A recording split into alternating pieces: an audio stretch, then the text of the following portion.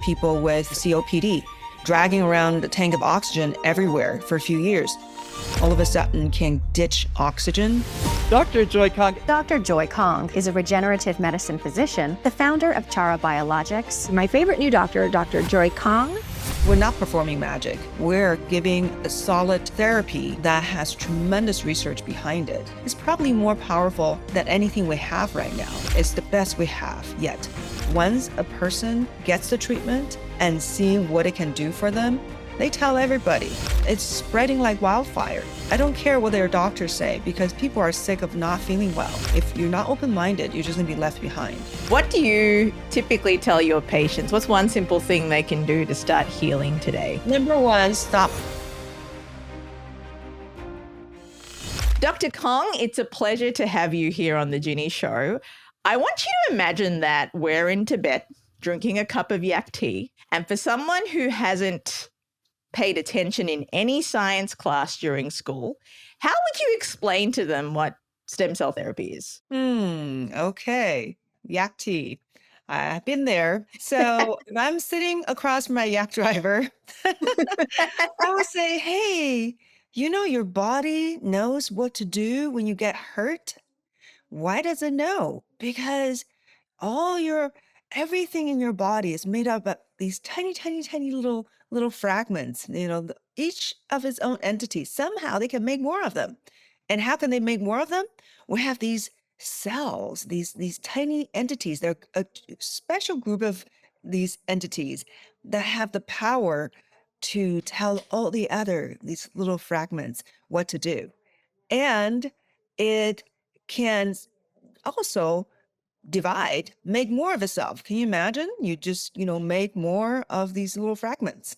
And now all of a sudden, whatever you cut, whatever you crushed, and that can be taken away by your body, and all these new elements will just fill it in. And now you're fresh and new again. Wow, it's really amazing to see how innately in tune our body is to healing itself, right? I think sometimes we forget that in our day-to-day, and we can kind of take that for granted, which brings me to my next question, Dr. Kong. The field of regenerative medicine, it's grown significantly over the past decades, and success rates are ranging, especially with stem cell therapies, from 50 to 90%, depending on the condition being treated. What's the wildest transformation you've seen happen from stem cell therapy in your experience? Yeah, I've seen a lot. One of the earliest cases I've seen was a person that was literally dying, was in hospice from liver cirrhosis. And he was probably given a month or two to live, and he had no energy, very emaciated with a big swelling belly, barely had any strength to talk to me. And I gave him one treatment. I was really expecting to give him more because that is the protocol. I wasn't there to perform miracles, right? This is a medical treatment. You're very, very severely ill. So we may need multiple sessions, but I only gave him one treatment. And a few months later, it turned out I heard from his brother that not only his energy was coming back and walking around, talking like a normal person, pacing around. Oh, the swelling in the belly already went down halfway when on his drive back home, and then from LA to Sacramento.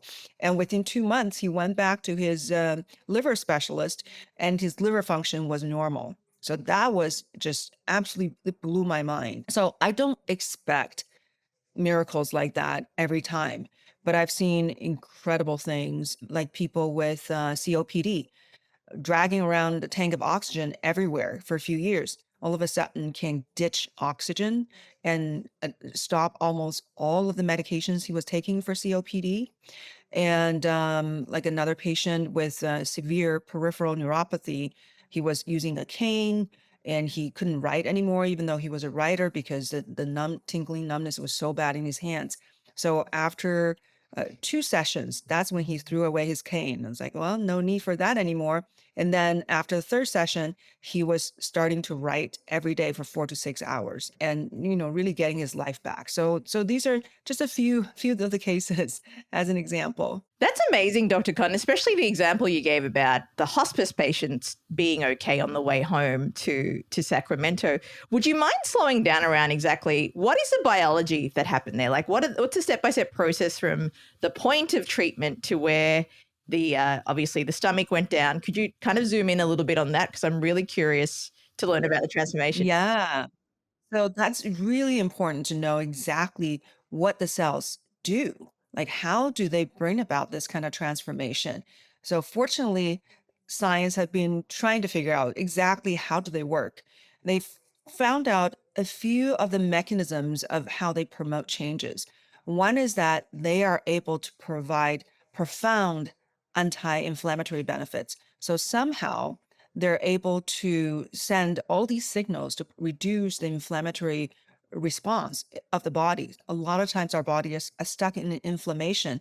So these cells are able to send just the right signals. So the inflammation start to calm down. So that is huge because if you're stuck in inflammation, then you can't regenerate. And that's what happens in a lot of these chronic illnesses that so much of our population is plagued by because they are not able to repair. The second really powerful method is immune regulation or immune modulatory benefits. So they are actually modulating your immune system. So if your immune system has a tendency to be overactive, like in autoimmune conditions or a lot of inflammation, it can calm that. So the immune system it's not attacking itself. So it's doing the right amount of work.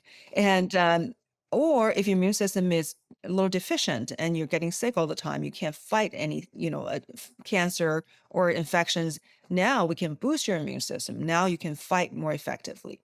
And then on top of that, they have some other fun functions like breaking down scar tissue.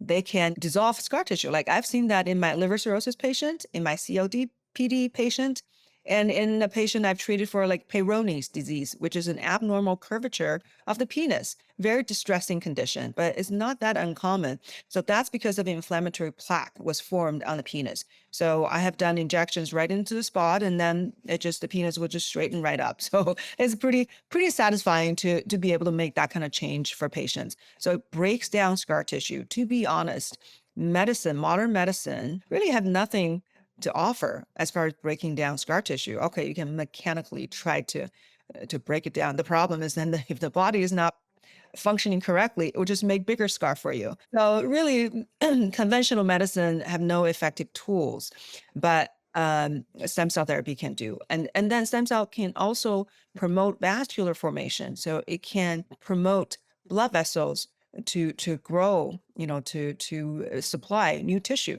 So now you've got a really important part of the healing process, right? You need the blood supply. And also for, stroke patients, for people who heart attack, when you're trying to replenish the supply of the blood to a tissue. And then it has anti-cancer properties, is being used as a cancer treatment. As far as clinical studies, I don't think it's approved anywhere as far as FDA approval, but the research is extremely active using stem cells, especially mesenchymal stem cells, to treat cancer.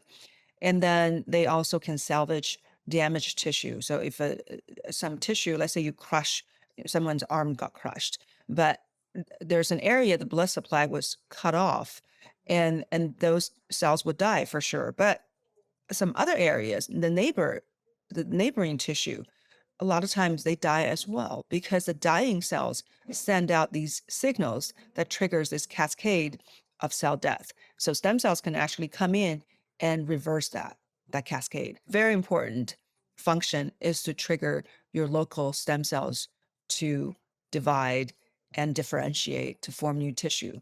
That is a powerful way these mesenchymal stem cells, which is the most commonly used stem cell therapy we do these days, is that they are able to wake up your own stem cells that's sitting around in your tissue that's supposed to form new tissue cells. but then for whatever reason, they're stagnant. They're not doing its job. So these cells can come in and give you the signal. And that's why right now with stem cell therapy, we're not really counting so much on the cell's ability to differentiate themselves to give you new cells, new tissue.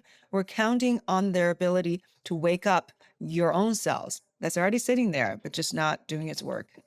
So those are some of the major mechanisms. That is super interesting how you broke that down, Dr. Kong. And thank you for doing that. I kind of have a clear understanding of how it's using your own body's properties to generate that healing, or that, I guess, the properties to get to a more a healing path, at least. Given that this is quite a new, I mean, it's projected to be quite a big industry by 2032. I think the projection is US dollars 174 billion dollars in the regenerative market to reach that by 2032. It sounds like, for me, when I was doing the research, I was like, this sounds super interesting. I have no medical background. And as I mentioned, I did not pay attention in science class. But I'm wondering, in your profession, is there a myth about stem cells that you wish people would just stop believing? I just got hit by one of the myths this morning, from somebody that's actually in the stem cell industry, but still is confused because there are different camps fighting with each other. It's really unfortunate because, you would think that doctors have this, this heart that's all about healing and helping, but doctors are just people. Sometimes they become, obsessed with profit and their business. So some doctors have captured this opportunity to try to create some kind of massive wealth. And especially I see that most doctors are fairly collegial, but sometimes you run into people who are not, the intention is to crush competition. So there are two different kinds of competition. One is that people are going overseas to do stem cell therapy because they can grow the cells to a large number and give it to patients, telling them, I'm giving you 200, 300 million cells. Isn't that amazing? And that's what's going to work. But then they didn't talk about how by multiplying these cells, they're actually decreasing the potency of the cells. So they are actually not only causing more inflammatory response, possibly, but also more surface receptors that can mark them as foreign. And then they end up causing a rejection type of reaction.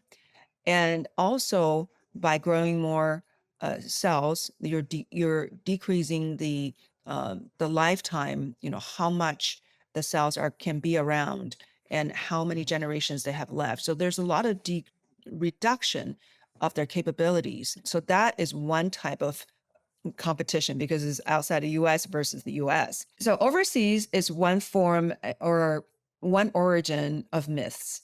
And then within the US, there are people who are doing different types of stem cells. So we have three major camps.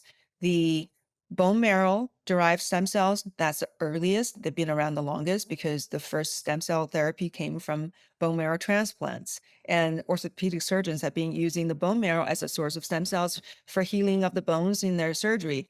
And the second one is fat-derived stem cells. And the third one is umbilical cord, the early stem cell source, and the early birth tissue. Unfortunately, for people who are using bone marrow-derived stem cells, there's a little bit more attack from that camp on the birth tissue stem cells. So it's really unfortunate. And so this morning, I heard from somebody who was saying, hey, is it true that if you do birth tissue derived stem cells, you have to have an IND, which is investigational new drug?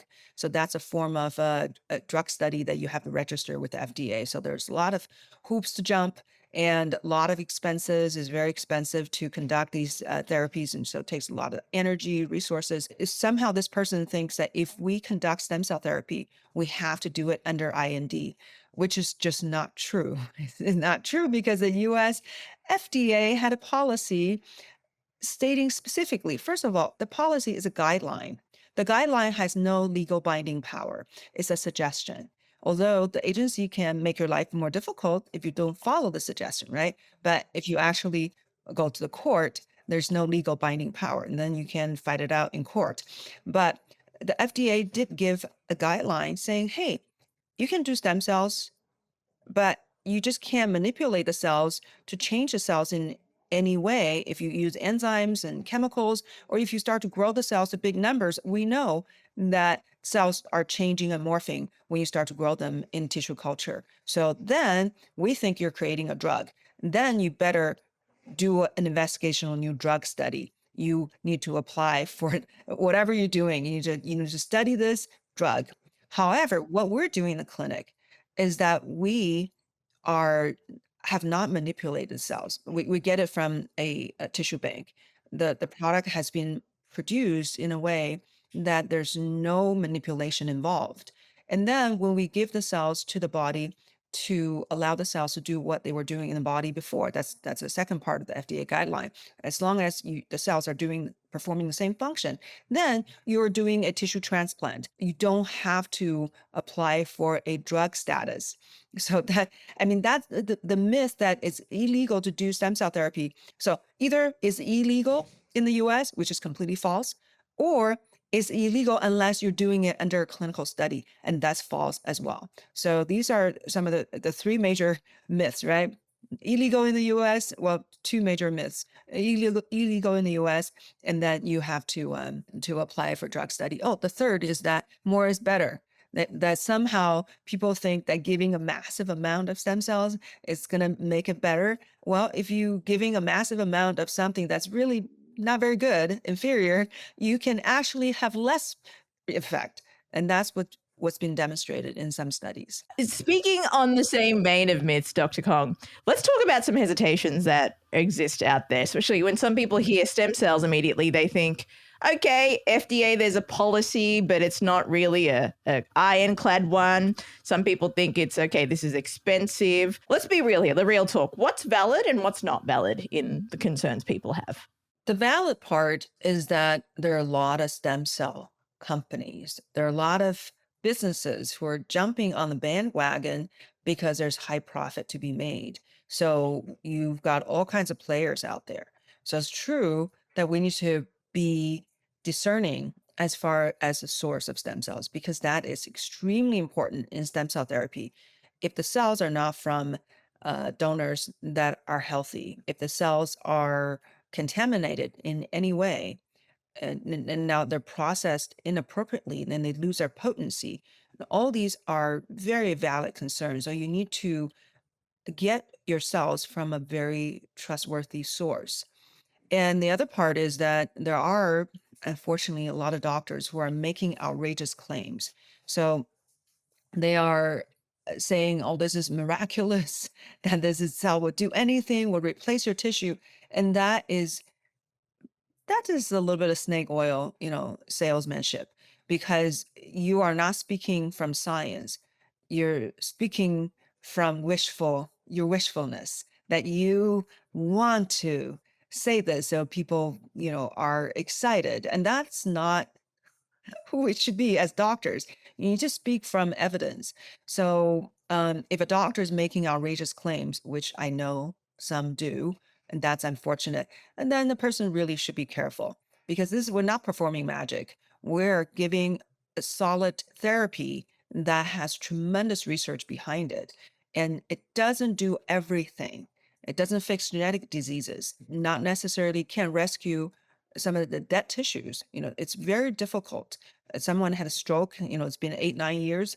It's going to be really, really hard to make that fresh and new again.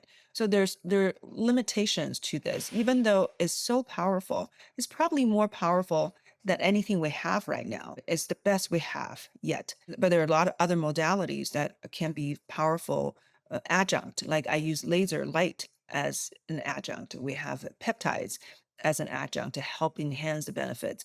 We have, different supplements. They're important too. What you put in your body, your building blocks, that's very important. So all these things cannot be ignored, but stem cell therapy is very powerful. But I think the suspicion came from labs that may not have integrity. They may have produced products that are not a subpar, and either labs or doctors are making extravagant claims, and that really taints the field. One thing that you practice, speaking of integrity, is that you ethically source the stem cells that you use in your practice.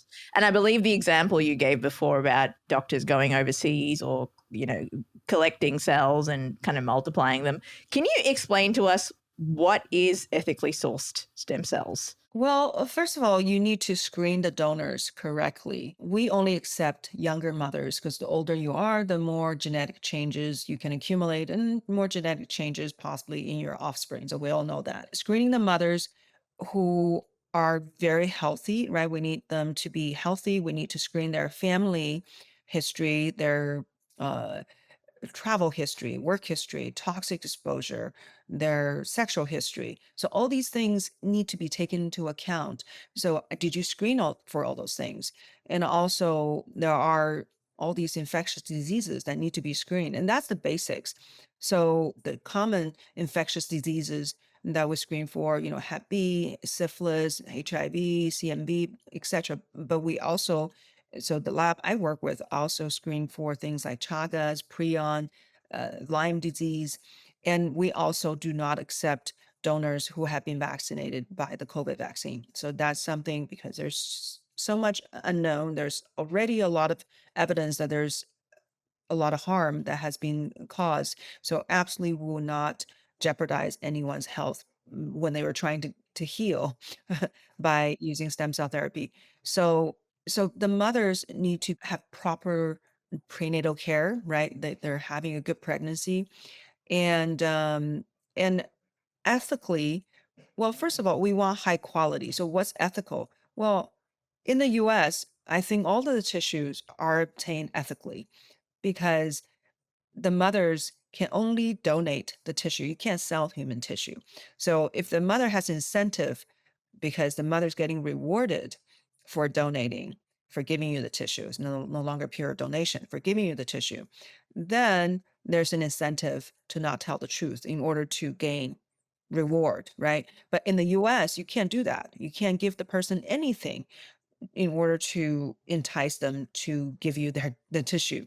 So they there's no incentive to lie. So that's important. Also, as far as our lab, we only accept tissue from mothers who are going into elective C-section. That means there's no emergency C-section. There's no, no scare situation. Everything is fine. Pregnancy is peaceful and good. The mother decide to go for elective C-section, which means the entire field for obtaining the tissue is sterile. So we're not introducing any bacteria. Really, when you are getting cells from the birth tissue itself, there's not much ethical concerns because in the past, any mother would know the cord need to be clamped and cut off, and the cord and the placenta usually is tossed. Your doctor will help you throw them away. So that was what happened before. Now we have a way to harness great, healing elements out of there. There are clinics, companies, not in the US, who obtain cells from the fetal tissue. Now you were involving a destruction of a fetus. So there are all kinds of philosophical differences about this. Some people don't care. However, there are women who would purposely get pregnant in order to uh, not really truly donate, but sell these fetuses in order to get money. And clinics would grind up these fetuses and use cells from there. So that's a whole other ballpark that no one in the US is doing. With those factors in mind, especially I guess the philosophical differences, but also the blatant abuse of that situation I can understand could lead to some questions about it. Just skipping away from stem cells for a minute, Dr. Joy, I want to kind of hear more about you. You've got quite an inspiring story. You were born in China, you were trained in psychiatry, and you now lead the charge in regenerative medicine in the US. Can you talk me through the moment where you felt like, okay, I'm going to pivot into this part of my life now? What was that moment where you're like, I'm going to move from psychiatry to this part? Was it like a series of events or like a big bang kind of situation? I love pivoting. So I pivoted. Oh my goodness. Yeah. So my first pivot was when I didn't get into the university I wanted when I was in China. I was 18 years old. So I got into a different university and I, ended up in architecture. So I had different choices. I was thinking of studying biology, architecture, yep, also possibly, but biology, and then in this top tier university. And but then I got into another university, still a top tier, but not as good. So that was a big ego crush. But within 2 hours, I pivoted. I would remember I grew up on the best university in China, one of the best, the two towering universities, Tsinghua University and Beijing University. Tsinghua is the science and technology university. That's where I grew up. So I was sitting next to a pond because it's a very beautiful campus. And I was thinking that how my ego just got crushed. And I didn't get into the very top tiers, kind of like the MIT of China. So now I'm getting into this other school. And I thought, I'm going to make the best out of it. This is going to be the best time. I'm going to do architecture. It's going to be very artsy and I'm going to compete with people maybe not as exceptional. But I'm going to crush this. So that was my first pivot. It's like I'm good. I'm good.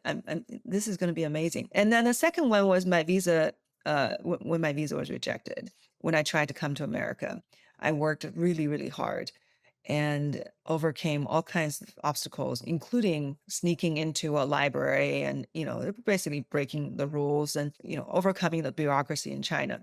And then, but my visa was rejected. So I had to overcome that. And yeah, so that was, I decided to leave school because all my classmates, they said, why would you, take a basically suspending from attending school? Why don't you just keep, you know, t- studying? And because this is in case the other side doesn't work, right? Other plan doesn't work. I said, no, no, it's okay. I'm all in on this one. If it doesn't work, I'll deal with that then. So I'm a kind of an all in kind of person. And then I came to the US. So I was looking at what to do, what I want to do with my life. And eventually I ended up in medicine. That was after I studied photojournalism. So there's, I have a lot of interest and I wanted to hone in on what I wanted to do in life. And then when I went to medical school, I certainly was not thinking about psychiatry. That was the last thing on my mind. I was like, "No, I'm not going to be a doctor, like a real doctor." And, and then when I did psychiatry rotation, I was dealing with all this psychosis, mania. I was like, what is going on in the human mind? This is fascinating. How can a person be so out of touch with reality? What could be going on in that brain? So I just got so fascinated. That's why I chose psychiatry. Not to mention, I think psychiatry can make a tremendous impact on a patient's their well-being because we actually have some powerful drugs. Granted, there are a lot of side effects, but boy, can we take people out of psychosis? We can take people out of mania. We can, some people get them out of depression, in fairly, in a short amount of time. So I thought this is an incredibly helpful profession.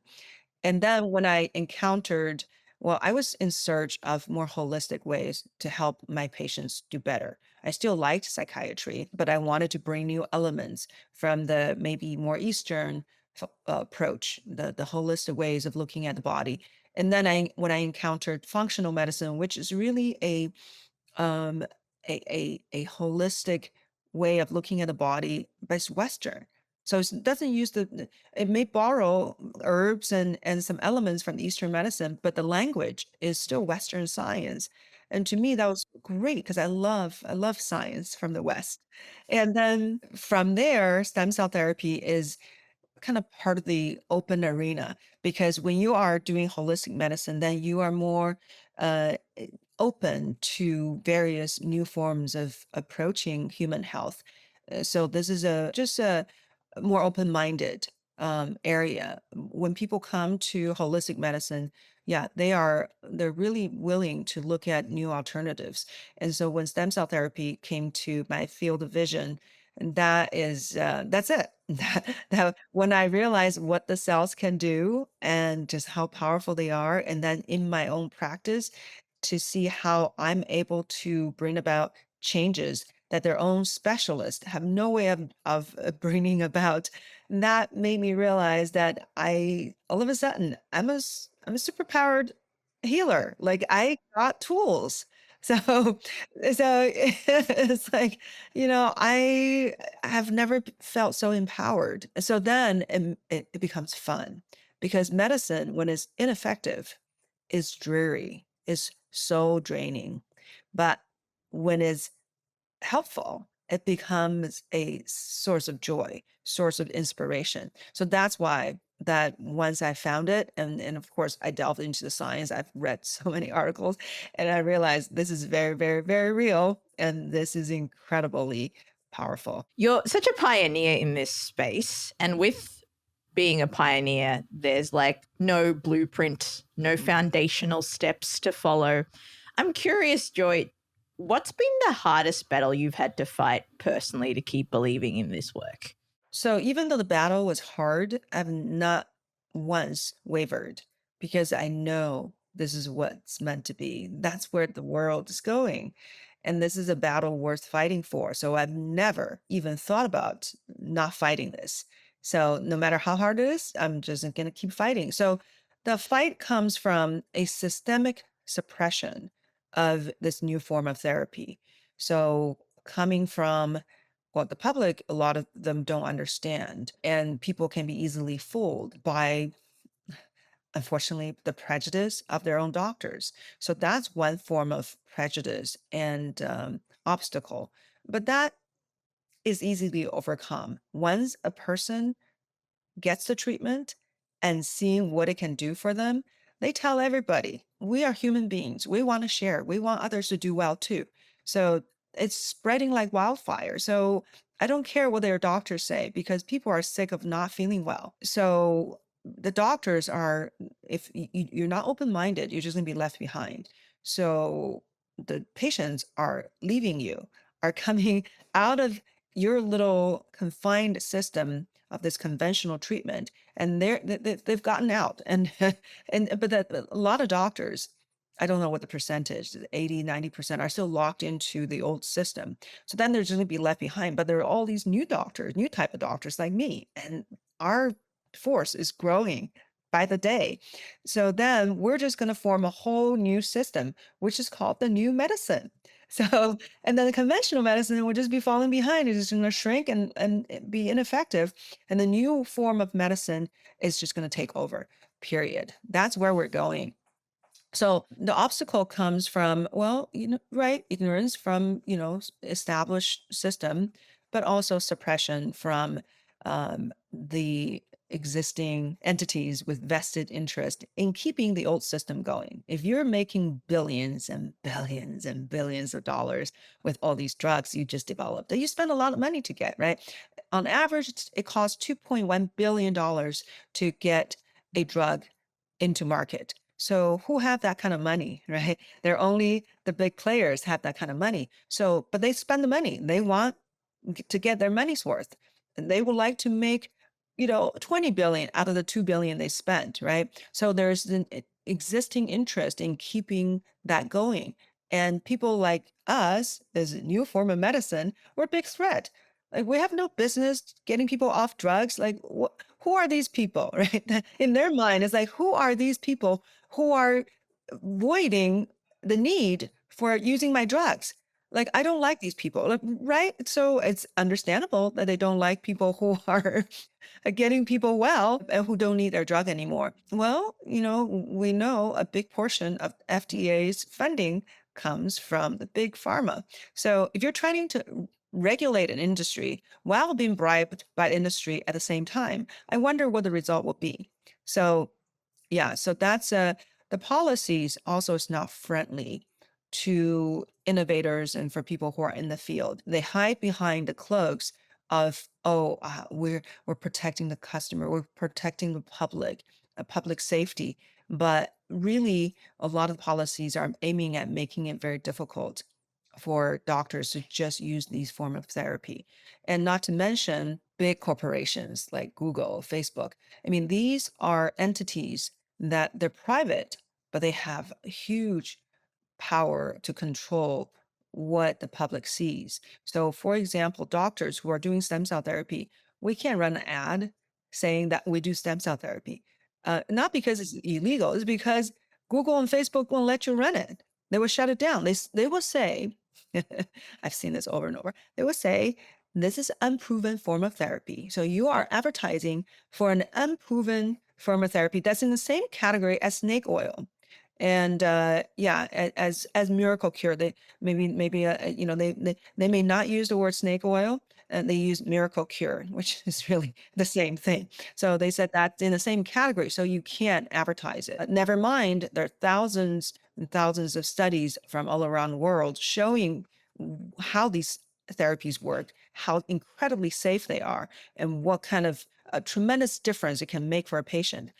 So no, they somehow became the governing bodies, right? They decide what is valid, what's not, and I don't know who gave them that power and that authority. So these are some of the biggest obstacles that coming from a systematic type of suppression. It's very interesting to kind of hear about this from a healthcare professional perspective than kind of, reading about it in the public. I want to move on to just questions about some of the things you've said about our bodies, which I found super interesting. You've said before that the body can regenerate itself. However, there is a cost of living out of sync with our biology. Can you please expand on what you meant that I thought that was really fascinating. It's so easy to be out of sync these days, and I feel this morning threw me out of sync. I woke up, really should take some time for yourself, right? But right away, I was thrown into the chaos of all the things I have to take care of. So then the stress level will start to mount. So that would definitely, start to, and that's huge as far as your health. So that's something I think for a lot of people, it's a huge task. There are some lucky ones because I've done all these consultation with patients. We ask them about stress level. Some say low. Now I always say, really, lucky you. So, Yeah. yeah, Who you are have these low people? stress. Where do we find them? How did you get that? So, Exactly. and then of course we live in a pretty toxic environment, unfortunately.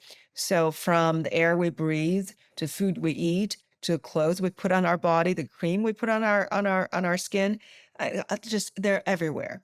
So that would definitely throw our system out of balance. So your biology is fighting an uphill battle because if you keep putting toxic material and you're not in touch with the earth who that has healing elements, right? Sunlight, the earth.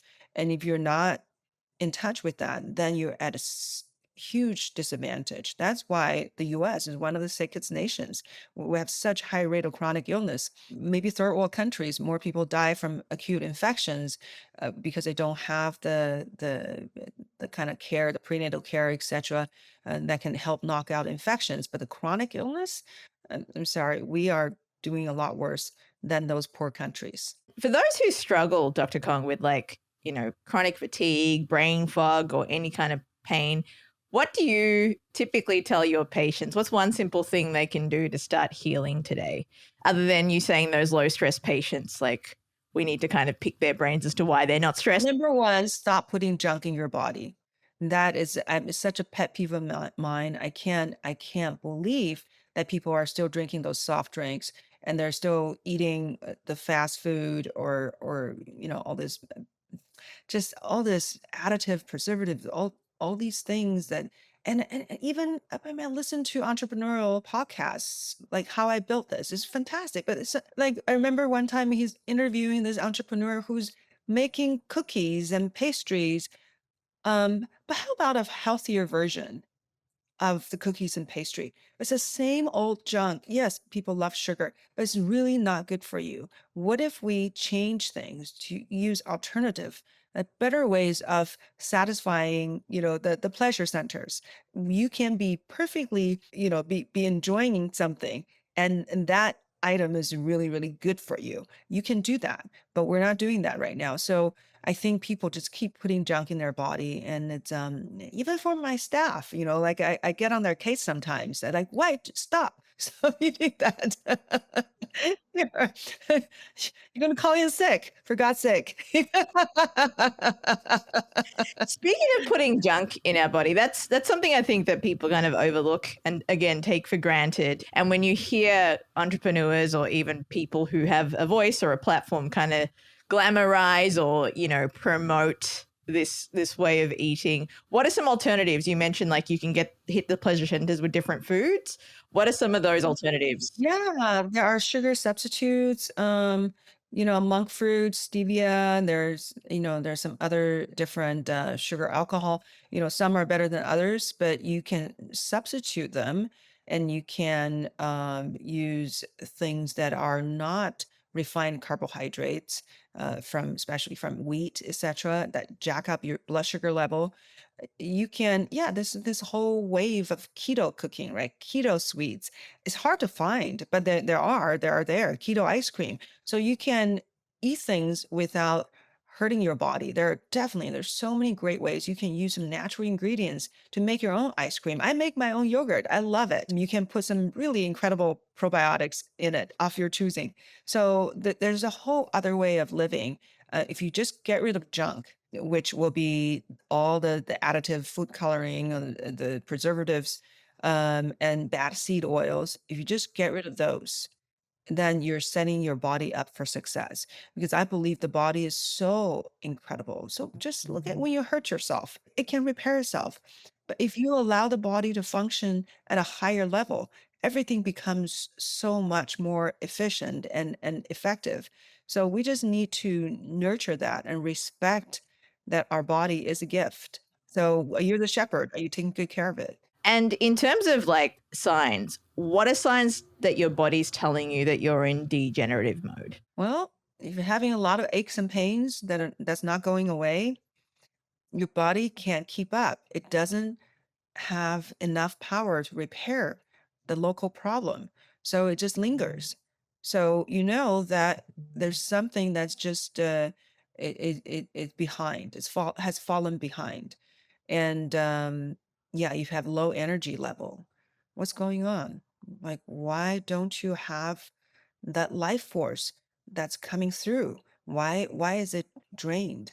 So there's something much deeper. It could be a lot of different things: nutritional deficiencies, maybe toxicity, maybe microbiome imbalance. Maybe you just need to do some grounding. This makes sense too, because, again, these are often signs that we ignore and we kind of keep on going until there's an absolute, I guess, warning bell to make us pay attention, right, as humans. I'm wondering for someone who can't access stem cell therapy yet, other than not eating junk, which is what you've said is something to do, what's one lifestyle change that they can make today? Start walking in nature. It's funny.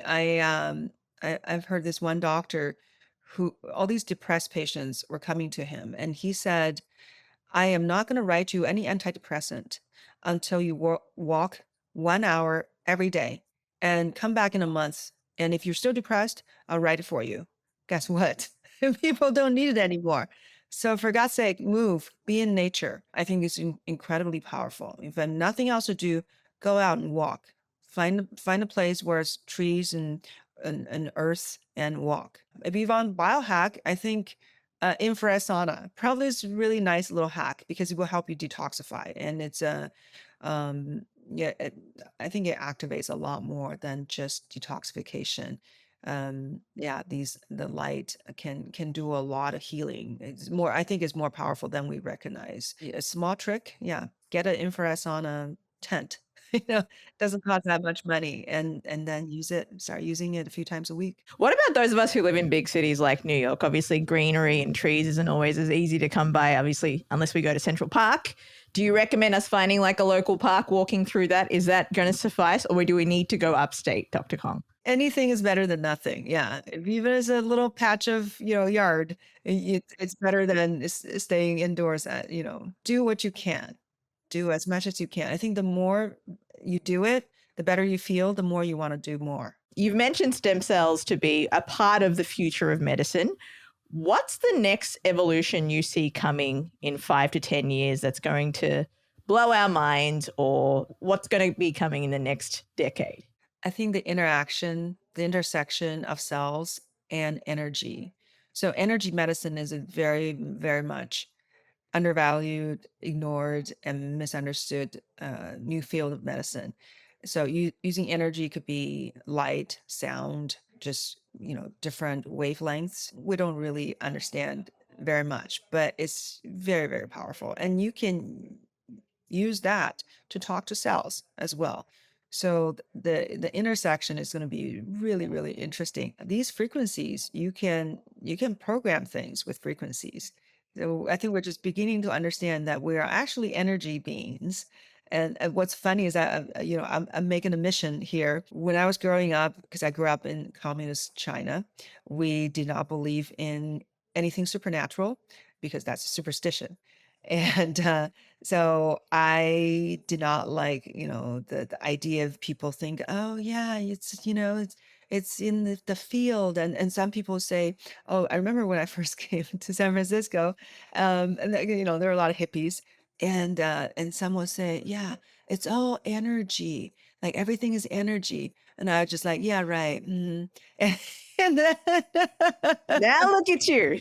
and now I realize from more like spiritual, also my own growth and actually seeing, through meditation, through different methods or plant medicine, you can actually see a different realm. And what I've seen with my own eyes is that everything is energy. And I just couldn't believe I'm saying exactly what the hippies were saying. It's like a full circle moment for you. It's I like, know. It's, oh, it's you guys fantastic. were right. Yeah. When you have discussions with people from a Chinese background about this, do you get strange looks, or have you converted some? Oh my God, I've lost a friendship.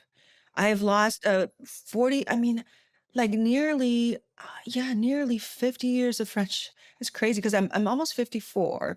And just a few years back in the middle of COVID, I talked to a good friend. We were born like in the same university, in the same hospital, and we went to kindergarten together. We were good friends for our whole life. And I mentioned something about that I'm on a spiritual journey.